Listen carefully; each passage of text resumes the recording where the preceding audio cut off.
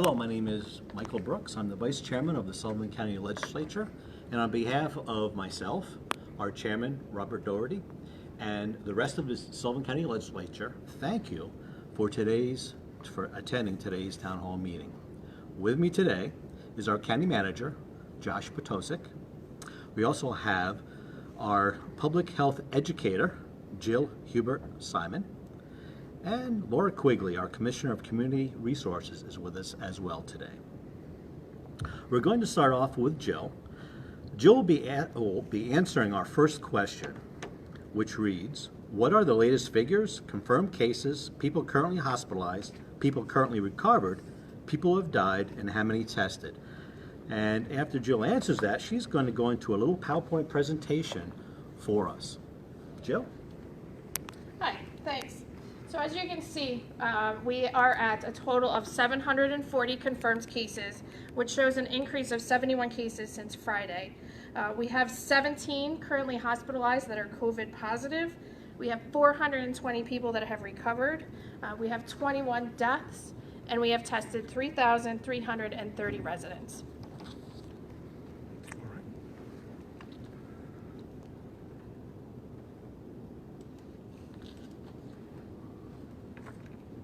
Okay. Okay, so we're just going to do a little PowerPoint about myths and facts of COVID-19. There is a lot of information out there that's not exactly accurate, so we just wanted to provide some information. So the new coronavirus only affects older people. Younger people are not susceptible. We all know that that's a myth by now. Anybody can be infected with COVID-19. Older people over the age of 65 or those with some other underlying health conditions seem to be more susceptible. Okay. So being able to hold your breath for 10 seconds or more without coughing or feeling discomfort means you are free from COVID-19 or any other lung disease. This is actually false. So we want to go by the signs and symptoms of COVID-19, which are the dry cough, tiredness, and fever. So holding your breath, being able to hold your breath, does not mean that you do not have any kind of disease or other lung disease. Okay. The new coronavirus cannot be transmitted in areas with hot and humid climates. We know that is a myth also because states and countries with hot and humid climates have reported cases of COVID-19. Exposing yourself to the sun or temperatures higher than 77 degrees prevents the new coronavirus, goes along with the other one. We know that's not true. Again, countries have reported cases of COVID-19 with temperatures that are higher than 77 degrees. On the other side, cold weather and snow can kill the new coronavirus. We know that's not true because it has not been that warm here. So we have no reason to believe right now that the cold and snow or the cold weather will kill the coronavirus. Our body's temperature stays pretty much the same in these temperatures. Okay. The new coronavirus can be transmitted through mosquito bites. I'm also going to include ticks on that. That is a myth as well. The new coronavirus cannot be transmitted through mosquitoes or tick bites. It is transmitted through droplets in the air. However, we do recommend that you take steps to prevent yourself from being bitten by mosquitoes and ticks. Okay. Drinking alcohol can protect you against the new coronavirus. That is not true. It can give you underlying health conditions and can make us kind of make some decisions that may put us more at risk health-wise. So we're not going to use that as a cure either. Taking a hot bath can prevent the new coronavirus disease. Again, our body's temperature stays pretty much the same regardless of what temperature we bathe or shower in. And really hot water can burn yourself, so we're not using that as a cure either. Same thing with hand dryers. The myth is that hand dryers are effective in killing the new coronavirus. They are not. The best way to protect ourselves is to wash our hands with warm water and soap or an alcohol-based hand sanitizer for a minimum of 20 seconds and then drying our hands well. Spraying alcohol or chlorine all over your body can kill the new coronavirus. That is not true, and that can be dangerous as well. So using those products on our skin inappropriately can actually be harmful. And I'd also like to recommend too that when we're using these products to clean our homes, that we follow the directions and make sure we know what's in them so we use those cleaners appropriately. Regularly rinsing your nose with saline can help prevent infection with the new coronavirus. There is no evidence that that is true for the coronavirus. There is some evidence for the common cold that it may help signs and symptoms go away quicker, but we don't have any evidence of that right now. Eating garlic will prevent infection with the new coronavirus. Unfortunately, there's no proof of that either. So it does have some antimicrobial properties, but there is no evidence to suggest that's going to help with coronavirus. 5G mobile networks spread the new coronavirus. That is false as well. So remember, the virus is transmitted person to person through the droplets, and it's not transmitted by mobile networks. Okay. Antibiotics are effective in preventing and treating the new coronavirus. The coronavirus is a virus, not a bacteria, so antibiotics are not going to be effective. However, you may get antibiotics if you have some other kind of conditions that come along with coronavirus. Vaccines for pneumonia can protect you against the new coronavirus. Again, pneumonia and the coronavirus are two different things, so the vaccine for pneumonia is not going to protect you against the new coronavirus. However, if you have pneumonia, it will help. Okay. You cannot recover from the coronavirus. Catching the new coronavirus means you will have it for life. We know that's not true. We have many people who have recovered.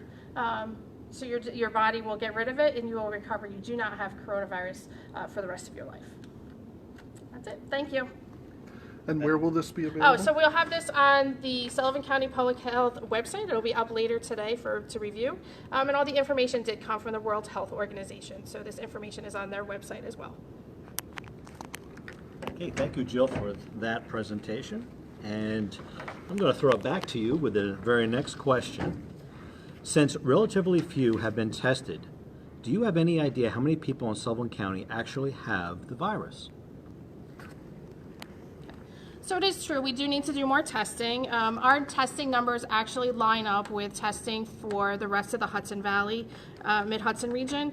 Per capita, we've done more testing than Ulster and Putnam County. So we've done about 4.4% testing per capita. Ulster's done about 4, Putnam County's done about 3.6. So our testing numbers actually line up with a lot of other counties in the region, but we do need to do more testing. Orange, Rockland, and Westchester have higher numbers of testing. Their per capita testing is at 6 or 8%, but the outbreak was in New Rochelle. They had testing resources flooded in there pretty quickly. So they have more resources available, had more resources available earlier. So we don't really know the actual number because we haven't tested everybody. And some people may have been infected but not have any signs and symptoms, so wouldn't even think to have a test. So, we'll do more testing, but we don't really know the actual number right yet. Thank you, Jill. And just to add on to that, the county is also trying to work with some employers where we've had some, had some challenges, and we're looking to get more employees tested, especially in our food processing places. So the county is looking at a way to address that more effectively. On to our next question, and this is for Josh. It's clear that we need more testing in Sullivan, including antibody testing. There are many members of the general public who are willing to help make this happen. Who can we contact to help us help you? Good afternoon.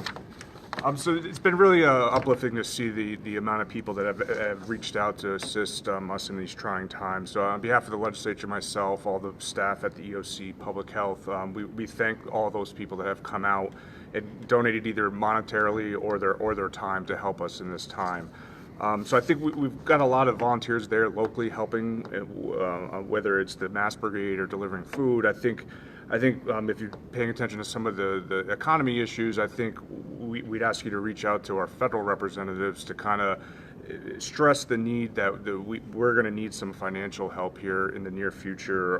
And it's not just Sullivan County, but all the counties across the state. If you hear of the governor talking about state aid cuts, in the neighborhood of 20%, and potential sales tax reductions will be catastrophic for county operations across the state. So if you have time, write a letter, call Senator Schumer Gillibrand or Congressman Delgado and express, I think they all trying their best and recognize that need for local government support. But just the more they hear from the local residents, I think the more they'll try to push that at the federal level. Thank you, Josh. Next question I'm going to take. Does the map on the dashboard and the corresponding zip code list show how many active cases has at least one case? Although some zip codes may not have a case, the numbers are shown in ranges to protect the confidentiality at the zip code level where numbers are small. Our next question, I'm going to go back to Jill. How many confirmed cases have been transferred back to their hometowns? Are those cases also included in the active count? If not, is there a reason why those case counts are not being made public? Other counties are notifying the public of cases that have been transferred.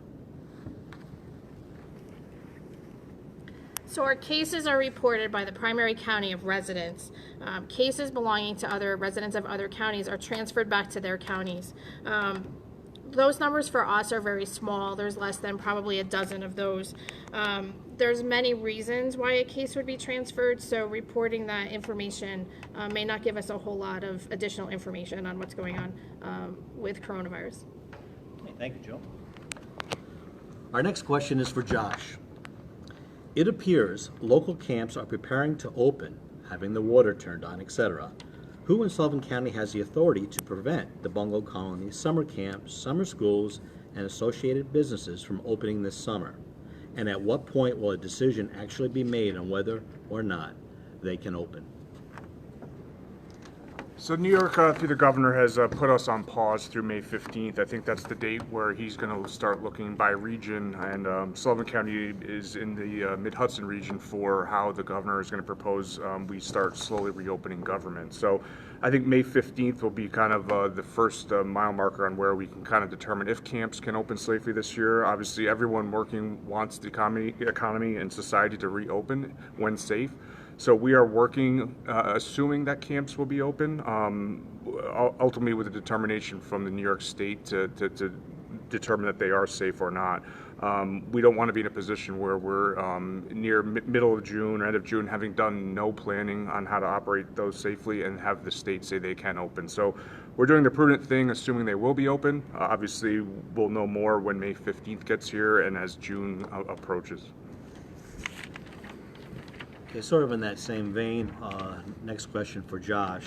When will the parks reopen in Sullivan County?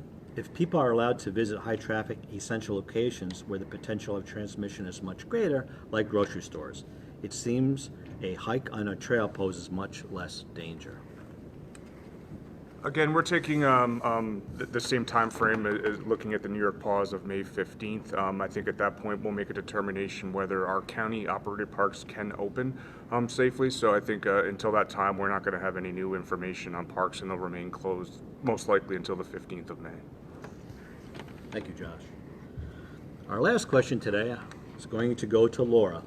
And after I ask the question, Laura's going to answer the question, but then she has a presentation for us. So first the question. While in a store this weekend, the sign on the door said no mask, no entry. However, not only did they allow at least one customer in without a mask, but the cashier had no mask. Is this considered legal, since she was not able to practice social distancing from customers? To whom should people report such violations? Laura? Good afternoon. Typically with situations like that, if you're comfortable, you can easily say to somebody, oops, you forgot your mask. I've seen that myself where people forget it in the car and they go run out and get it.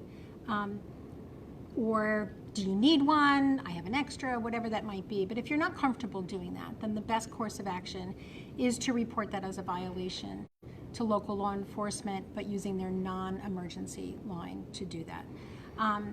One of the things I'll address in just a moment is what we're doing to help make sure that all essential workers, non-medical essential workers, have masks.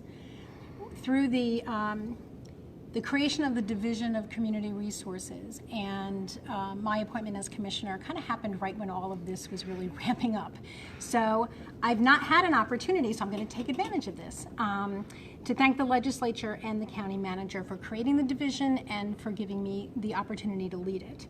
And I want to thank all the residents, the nonprofit organizations, the businesses, community organizations, town and county staff who have called and volunteered and stepped up to really help us really work through and get this emergency community assistance center that we formed up and off the ground. Those of us that work in service, we are very well aware of how the precarious situation that many of the people in the county are, whether it's health, whether it's food, whether it's economics. And the pandemic has really created a new level of fragility for these individuals. And it has really brought their situation into sharp relief. And so through the, we call the Emergency Community Assistance Center, the ECAC. So through the ECAC, we formed that in order to be able to work with our local organizations and to see how we can fill in the gaps and help with the increased need that we knew was going to happen.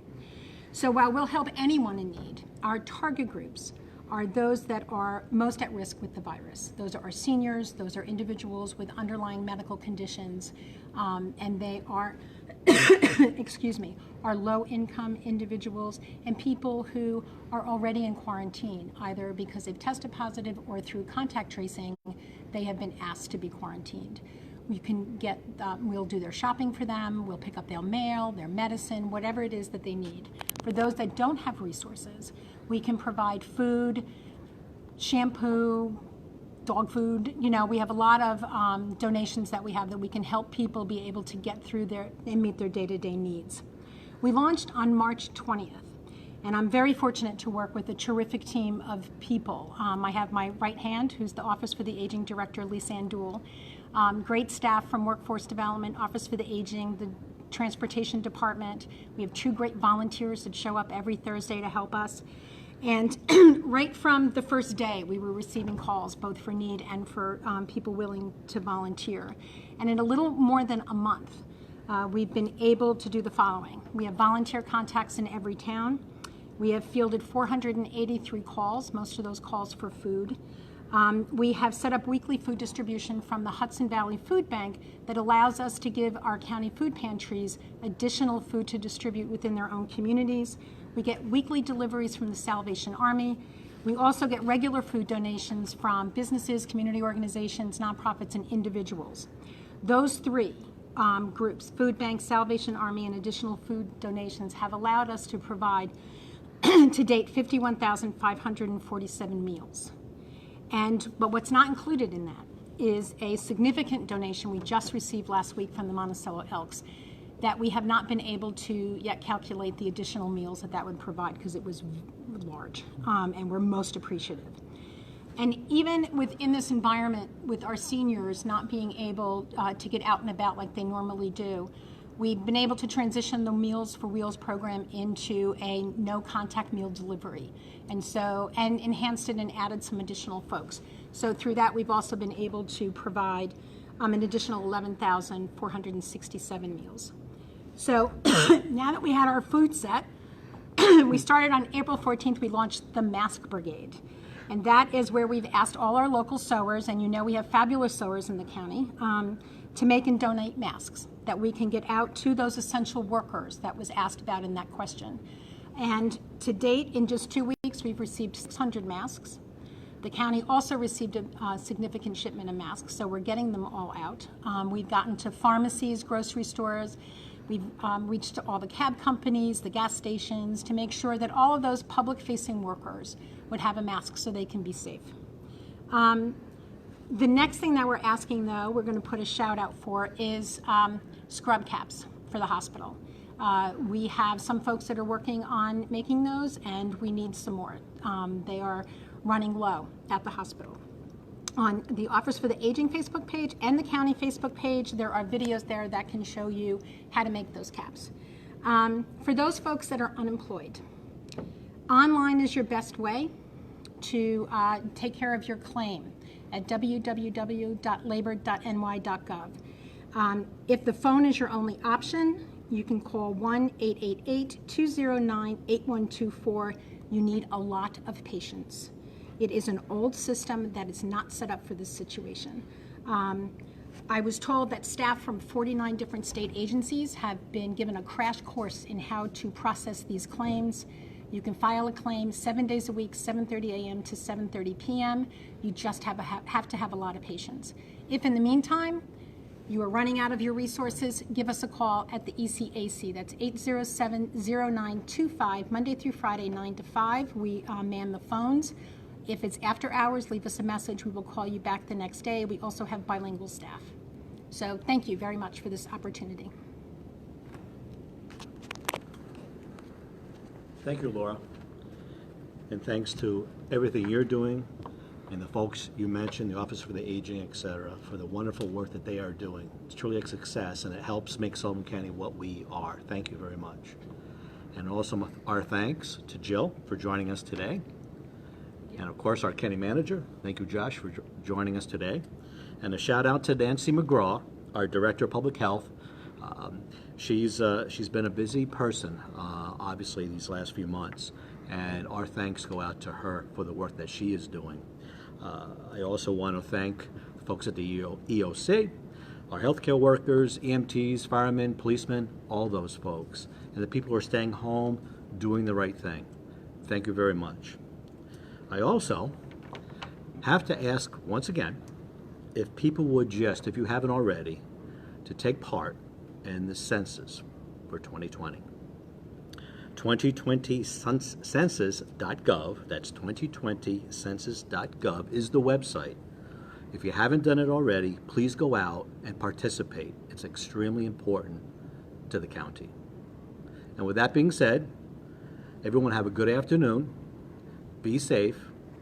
Bye for now.